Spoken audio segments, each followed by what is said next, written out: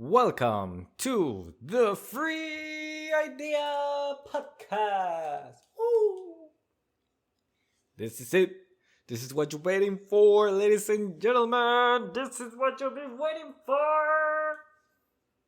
Another podcast full of hot air, nothing, empty, everything you ever wanted, pure, delicious entertainment. Now, on the topic of today, what grinds my gears? Well, I'll tell you what doesn't grind my gears. A job that treats you well. Ooh, which happened today. Won't say what, how, but it happened today.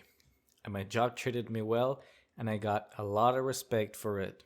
An incredible amount of respect that I don't feel like talking anything negative about it. I don't think I ever have, other than I killed roaches for a living with a master's degree. That's the only negative I have to say. But other than that, they treat me pretty well. And I treat their customers even better. So that's good. Win-win. But yeah, works that treat you good, and then jobs that treat you bad. I was watching these Kitchen Nightmares in YouTube. What is this guy? Gordon Ramsay or Gordon Ramsay's. This guy that is a chef, and he goes to this one. That the video is called something like the biggest Karen that he has ever seen.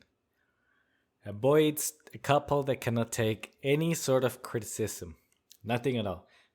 But what stole the show is that the couple ends up firing this great employee. She's a server, and she does just fantastic work. But they just fire her because she had one little comment or like a little bit of attitude, which is like a blessing compared to what she has been going on her entire, I don't know how long she worked there, a month and a half. Like, I'm sure she's survived more horrible stuff. And she says one thing back, and it's not even a bad thing at all. And they blow up on her face and end up firing her. And later, too. Like, maybe 15 minutes.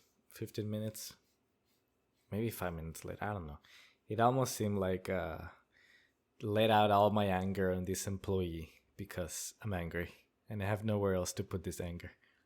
So here you go. Take my anger and get out of this kitchen. Fire! You are fired!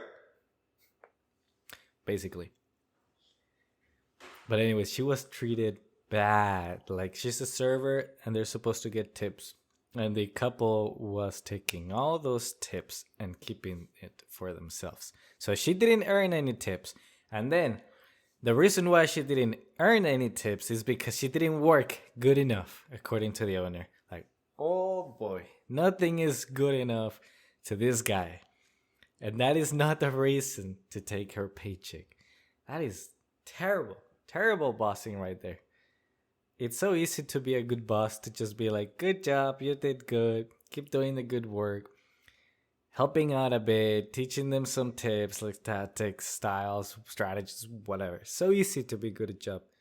But nope, not for this guy. For this guy, it's tough. And it's easier to fire the employee.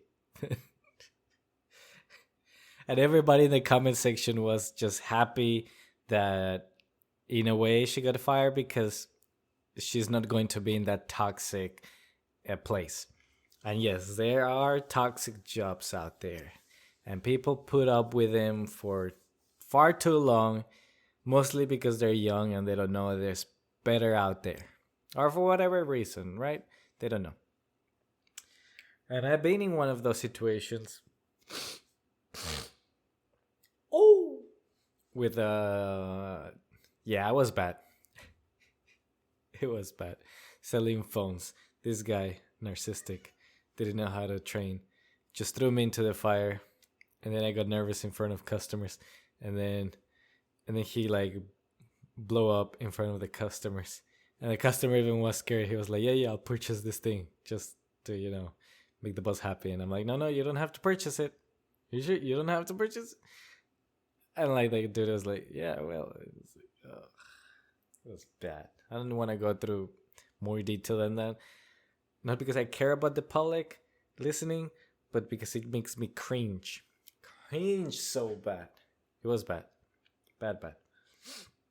And when I left that job, I did not look back.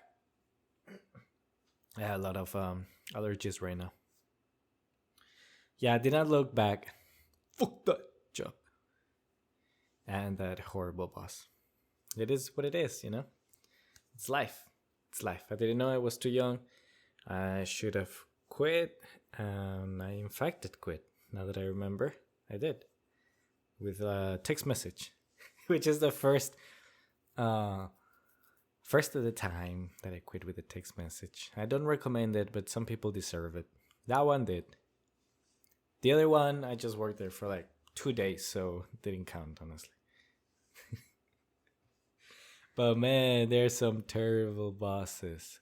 On the other hand, I had a good boss that would let me eat some of the product that we sold because we were selling food. And once in a while, he would let me just grab something for free. Well, not once in a while. He always let me grab anything for free, which was pretty cool. I just didn't abuse of it. I barely ever did that. Instead, what I would do is at the end of my shift, I would purchase a bunch of that food and then bring it home. It was good. Great. And he would also let me take drinks like sodas, or sometimes they sold chocolate milk, so I drank that. It was good. Good boss. I mean, just because he showed that appreciation to the employee. Because of course bosses already pay us and it's coming out of their profits. Part of running a business. But it doesn't cost them much to just give you something, like the freedom to grab something. It's a risk, I know, because there could be an employee who abuses of it. But most of them don't, like I did. I didn't abuse. And maybe the product is worth $1. Maximum is $3. Back in the day when money was actually worth money. Now it's worth nothing. Now you would have to spend what, $8 to $10 to have lunch. Back then, $5 was great. Oh, Kit Kats, they're fighting, playing. Yeah, so you just, let's say you pay your workers an extra $5, but you make their day. They're gonna be the happiest and they're gonna be so proud of working in that place because they feel like someone actually cares that they show up every day and that they work every day, and whatever happens, they're out there working. Right? I know we all have to have jobs. No running away from it. I wish, but I can't. We all need a job. And if you're in high school or college, you will eventually need a job. Unless you're rich, from a rich parents with a rich history of family money. Other than that, off to the coal mines with you. A job is waiting for you. And it's not going to be a nice one at first. At least that's my experience with people I've seen and myself. The first jobs are very physical, and then people move on and do more things with their brain. Depends, right? What career you pick? Depends. But most people start jobs such as dishwasher, clerks, or McDonald's, things like that. Fast food, right? So I know there's people that had good bosses that have convinced you to stick it up, stay in the job, and do more.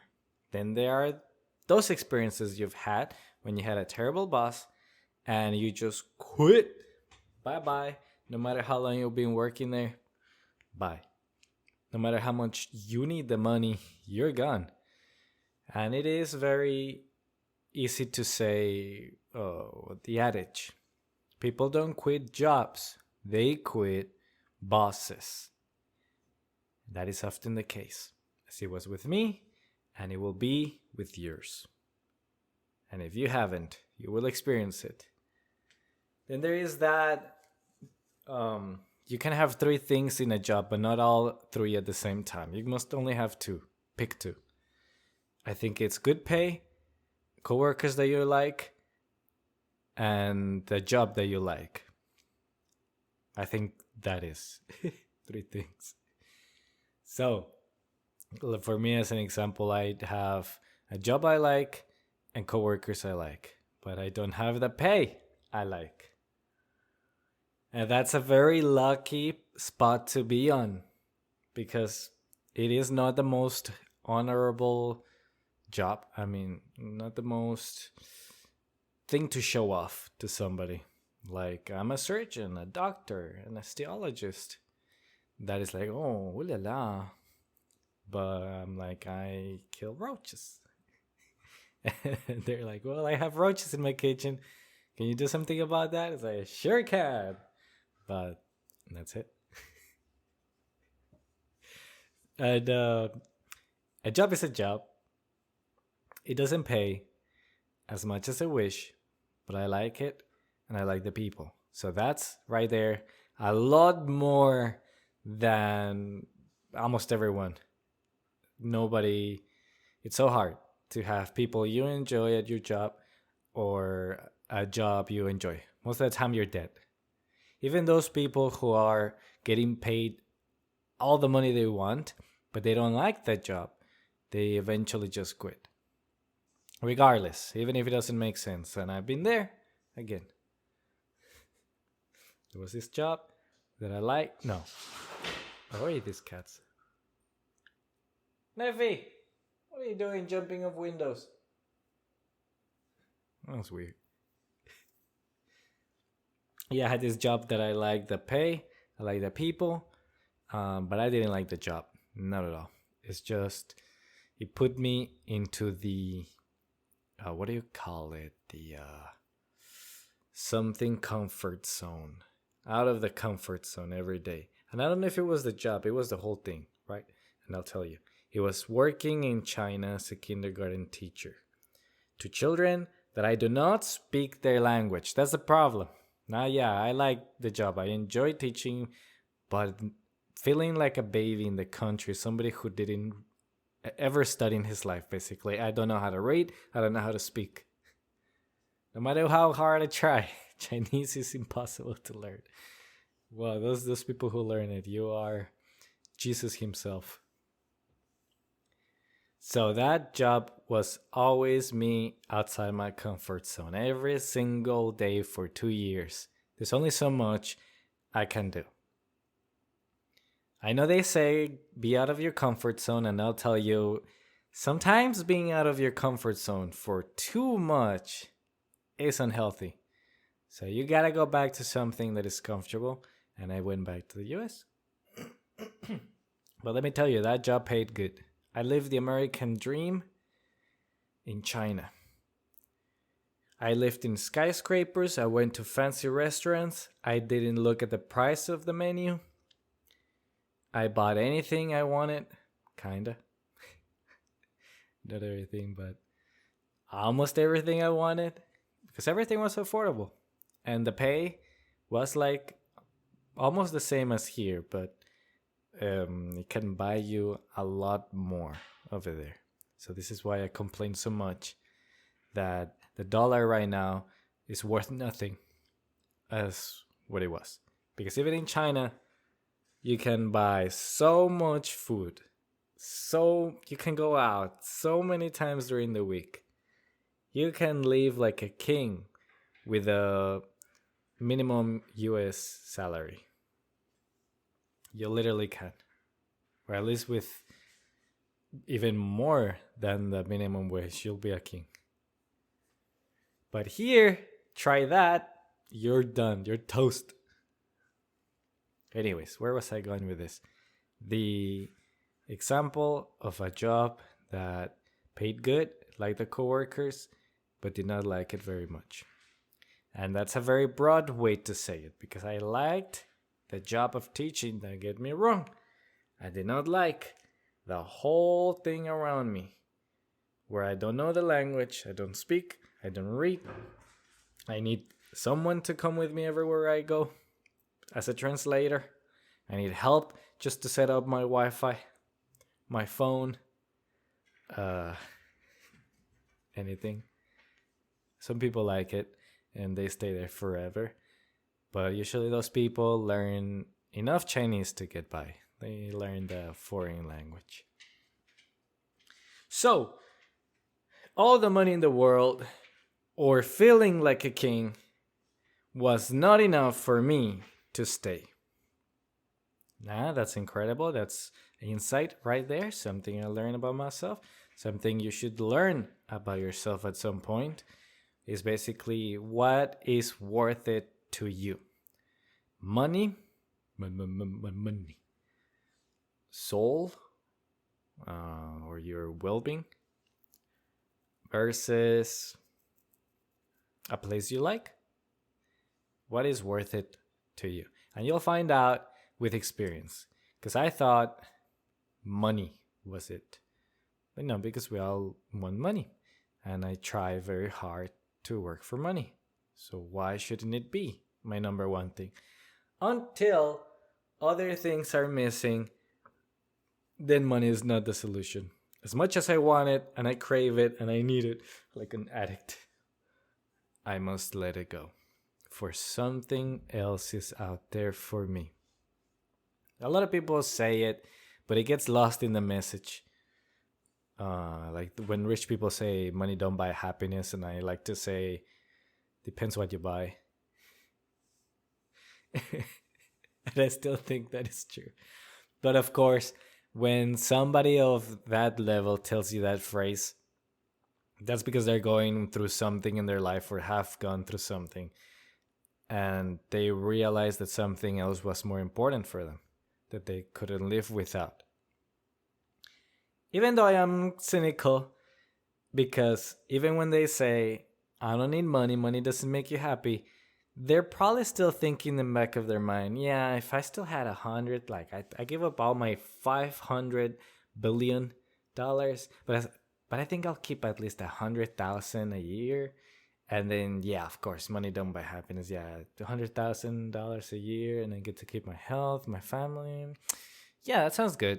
Yeah. Hey guys, money don't buy happiness. By the way, do I keep my $100,000 a year? Oh yeah, that's great. Yeah, that's how I feel. Like what goes through their mind when they say money don't buy happiness is like, yeah, I don't think they understand what it's like living on minimum wage. Having what they want, sure, but living on minimum wage. For about a year, you'll be okay. You'll be like, hey, this is the price to pay. But then 2 years, 3 years go by, and you'll be like dying inside. Because no matter how hard you try, you keep being beaten down to keep that salary. You know what I mean? Let me see another idea. It's like if you're working hard in the gym every day, but you're cursed. Somehow, you can never achieve muscles. You can never have the muscles. Never. No matter what you try. Well, however, you do get the stamina, the health benefits that you see on paper, like heart rate, blah, blah, blah, blah, blah, blah. But you just do not get the looks. You'll get everything else, all the other benefits, mindset, health, depression. But you won't get the muscles. That's the curse. That's me working as a pest control technician with a master's degree, earning low wages. I am cursed. I am cursed that no matter how hard I try, I will always earn peanuts. Oh boy, I love it. I know, I laugh because I don't really think I'm gonna be in this boat forever. It just feels like it's forever. Because time goes slow when I'm in pain. Too pain. But it's not gonna be forever. I know, I'm young, I'm this, I'm that. There's more stuff to live for. Um, a lot more. You see, I got this podcast going right now. Maybe, who knows? I don't know if this ever becomes something else than what it is now. But I know that this is not the life I'm gonna have forever. In fact, this could be the best life I'm having right now. Tomorrow could be World War III and a nuke falls somewhere in Austin where I don't like it. Please, go nuke Austin. And I survive because I don't live there. And then I start eating rats instead. In fact, I stop spraying for bugs because I actually need the bugs to eat them and survive. So I no longer work as my beautiful job, but now I'm eating all these roaches and rodents on a stick just to survive.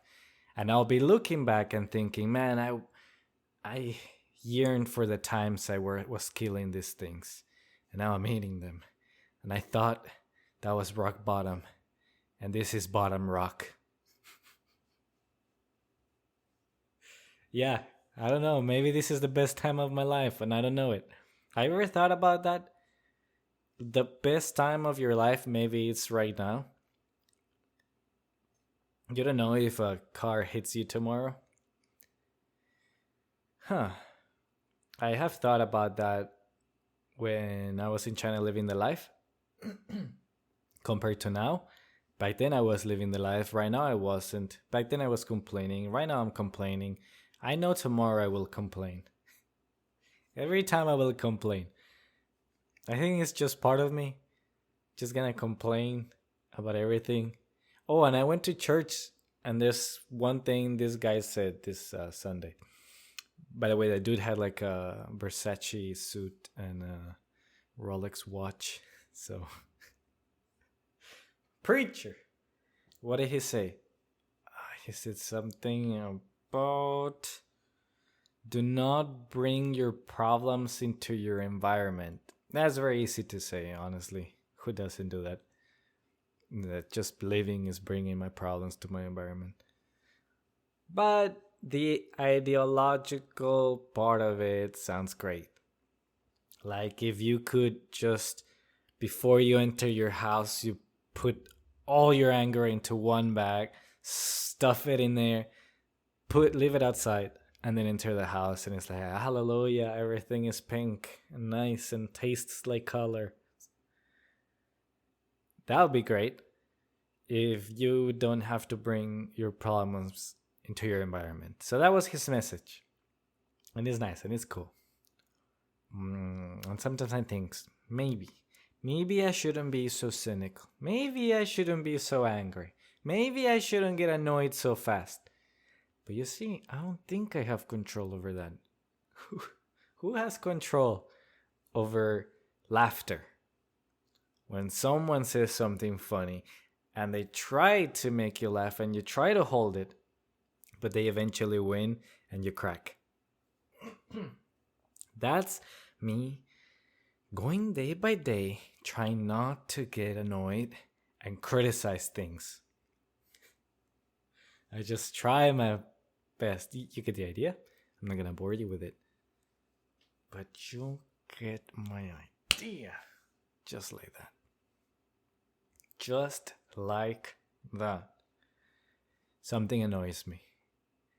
And so I created this beautiful podcast called The Free Idea so I could criticize things forever and get paid for doing it. By the way, commercial today for the Apple Watch. If you put my name, Damien, on the Free Idea podcast on Apple 34 code, you get no percentage off today. Just today.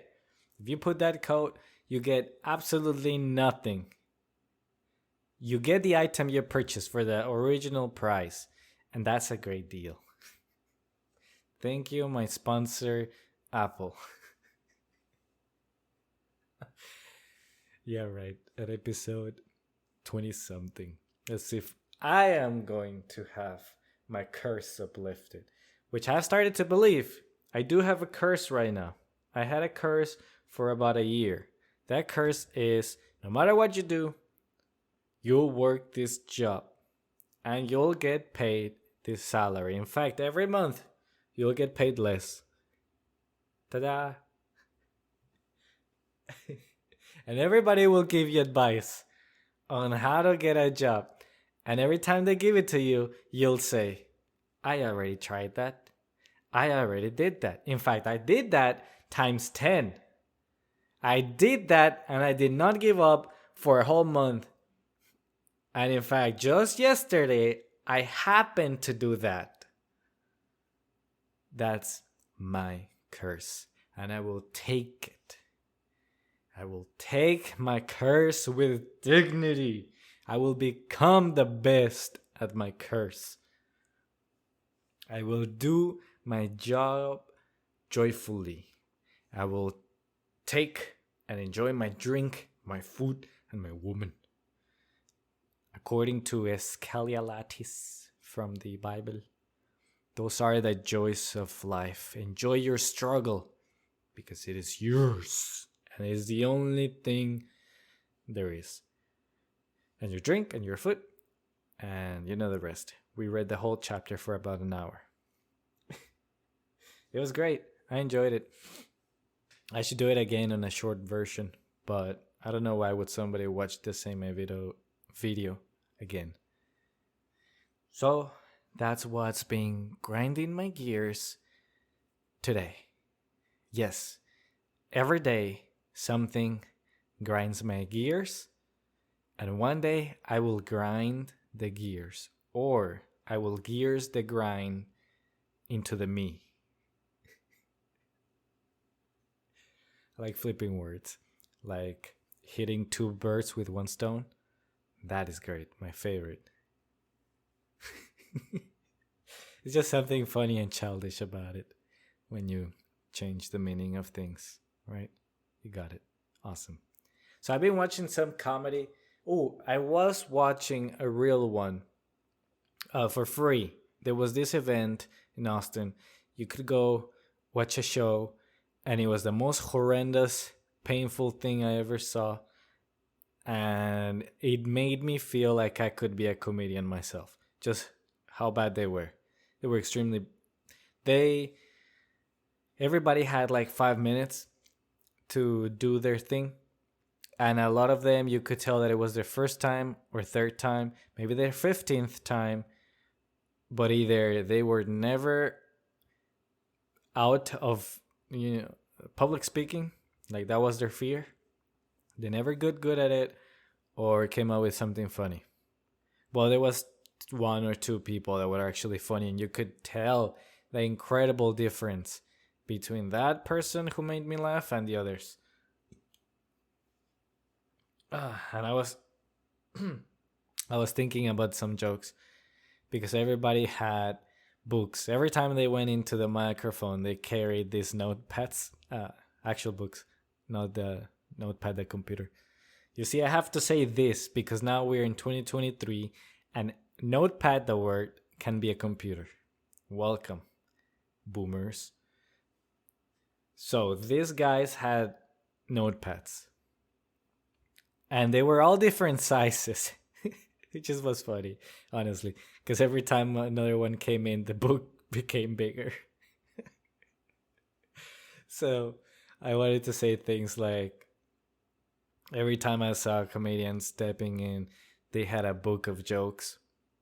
But I have no book, except I have this iPhone. And it's the iPhone mini. And I will act like they're jokes. But there will be mini jokes.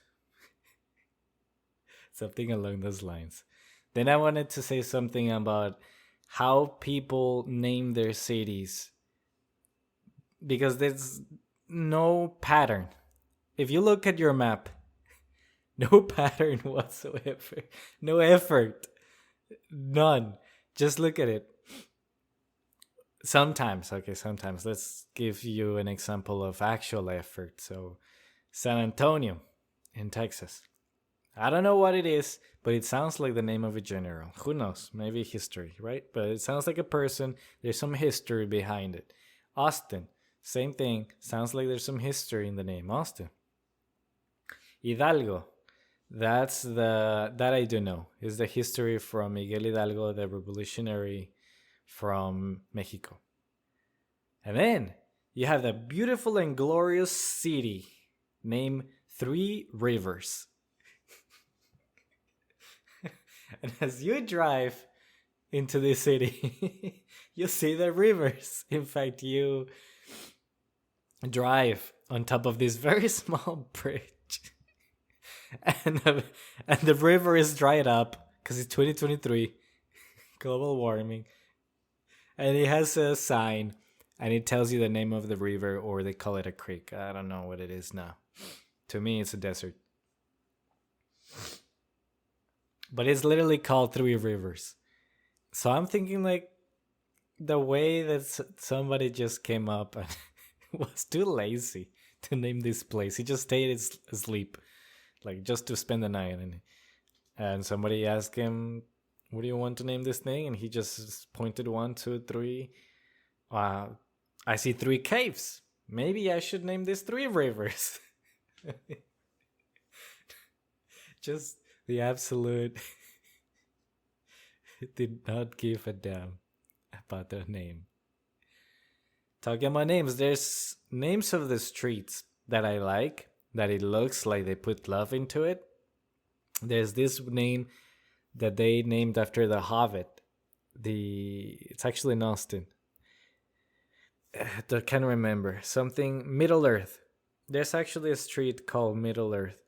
And if you continue in that area for the houses and you go into other streets around it, they start having names for characters in the book. And it sounds great. It's amazing. It looks like nerds decided to name this area, and it was a good decision. Then there's another that looks very historic because everything about it is war. There's a street called Gunpowder. Then, as you keep on going, it's called Gatling Gun or Gatling. Then it's War or something like that. Battle something. The whole street you can tell is about a war. There's like a main idea into these streets' names. That's nice. So you have one for Middle Earth and you have one for war, like Indian style with the old Wild West type of war. That is fun. That is somebody having fun naming things. Other times you have just names that are pretty random. Names of flowers or things that you just see in the floor. Nothing is coming up to my mind because it really did not make an impact into my head how common these names are sometimes. And sometimes they're repeated. From city to city, they're repeated. I don't know what is that. And I found out, I've been saying I don't know a lot, which is the sign of a smart person, according to a random code in the internet. Every city has like the same street. So if you don't put a zip code or the name of the city before you type it on the maps, it's going to send you entirely somewhere else. And it has happened. And it took me 30 minutes away from my destination until I arrived. And let's not look like I remember. Fun story. Very fun. Very fun. So names of cities. And yeah, then I had this joke that I would continue and it would turn racist into one of those racist jokes, and it didn't quite work out. I tested it. And it doesn't make anyone laugh. Because it's too bad. It's too bad in the sense that it's evil. But all I'm gonna tell you is that there's some cities or states in Africa that are named quite weird, in the evil weird sense of 1950 style America. That's it. So yeah, I tried my comedy. I've never done it. Never tried. I only try like at myself, and then I tell Shirley, uh, and it's great. But I have not tried in person. Sometimes I feel like I want to, but I'm too lazy to actually sit and say jokes or like come up with funny things.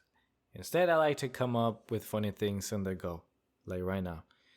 And if something's not funny, it's alright. It's meant to give a silent laughter. With them. Because there's nobody here. I can't see anyone's reaction. It's just me and this computer right here that says that I've been recording for 35 minutes. Yeah, 36 now. And that's it. Nothing else. But it is beautiful. And you are here in my podcast to be entertained, and entertainment is what you'll get. I may not have a singular idea right now. I may not have it later, and I may never have it. But I hope you're still entertained, because I have made 36 minutes of your time a little spicier than they would have been if I wasn't in your ears. And if one day I die, which it will happen, and it will be glorious for the worms that will eat me, then after that day, you'll be able to come back here and hear how crazy I am. And this crazy will not leave the world. This crazy will stay here forever. It will be here forever. In another vessel. The vessel has chosen the crazy. Woo! Thank you, and bye-bye.